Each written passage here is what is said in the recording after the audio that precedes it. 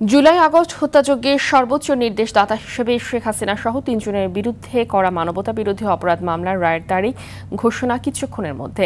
বিচারপতি গোলাম মর্তুজা মজুমদারের নেতৃত্বাধীন ৩ সদস্যের আন্তর্জাতিক অপরাধ ট্রাইব্যুনাল ১-এ এই দিন ঘোষণা করবে। শেখ হাসিনা ছাড়া মামলার অপর ২ আসামি হলেন সাবেক স্বরাষ্ট্রমন্ত্রী আসাদুজ্জামান খান কামাল ও পুলিশের সাবেক মহাপরিদর্শক চৌধুরী আবদুল্লাহ আল মামুন। এরই মধ্যে আবদুল্লাহ আল মামুনকে ট্রাইব্যুনালে হাজির করা হয়েছে। এ বছরের ১০ জুলাই আনুষ্ঠানিক অভিযোগ গঠনের মধ্য দিয়ে শুরু হয় মামলার বিচার কাজ। গত ২৩ অক্টোবর অ্যাটর্নি জেনারেল ও চিফ প্রসিকিউটরের সমাপনী বক্তব্যের মাধ্যমে সাক্ষ্য প্রমাণ ও যুক্তিতর্ক উপস্থাপন সহ পুরো বিচারিক প্রক্রিয়া শেষ হয়।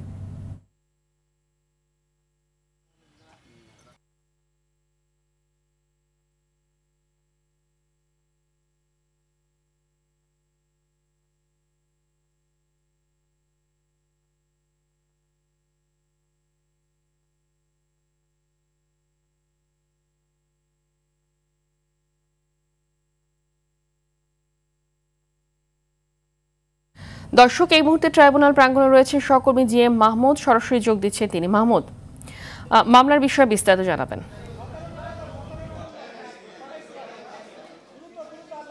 ফাহমিদা, এই মানবতা বিরোধী অপরাধের মামলায় সাবেক প্রধানমন্ত্রী শেখ হাসিনা সহ ৩ জনের বিরুদ্ধে কিন্তু রায় দিয়ে দিয়েছে।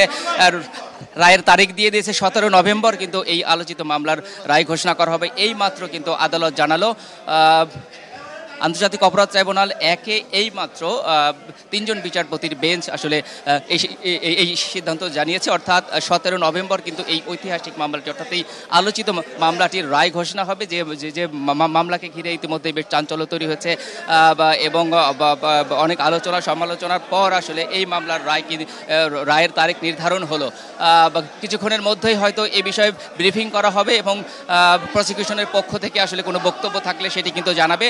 এবং এই মামলার রায়ের তারিখ নির্ধারণকে ঘিরে ইতিমধ্যে কিন্তু সাংবাদিকদের মধ্যেও বেশ চাঞ্চল্য দেখা যাচ্ছে এবং আমরা যতটুকু জেনেছি প্রসিকিউশন থেকে কিন্তু এ বিষয়ে তাদের কোনো বক্তব্য রয়েছে কিনা সেটি জানা যাবে।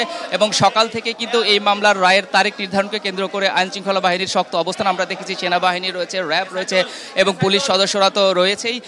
এবং সেই যে ঐতিহাসিক দিন হিসেবে আসলে চিহ্নিত করা হয়েছিল, সেই দিনের ঘোষণা কিন্তু দেওয়া হলো, অর্থাৎ ১৭ নভেম্বর জানা যাবে যে এই জুলাই আন্দোলনে সংগঠিত যে হত্যাকাণ্ড, এই হত্যাকাণ্ডের সর্বোচ্চ নির্দেশদাতা হিসেবে এই ৩ জনের আসলে কি রায় হয় বা আদালতের মাধ্যমে সেটি ১৭ নভেম্বর জানা যাবে। কিছুক্ষণের মধ্যেই হয়তো ব্রিফিং হবে। ব্রিফিংয়ে যদি কোনো বক্তব্য থাকে সেটি হয়তো জানা যাবে।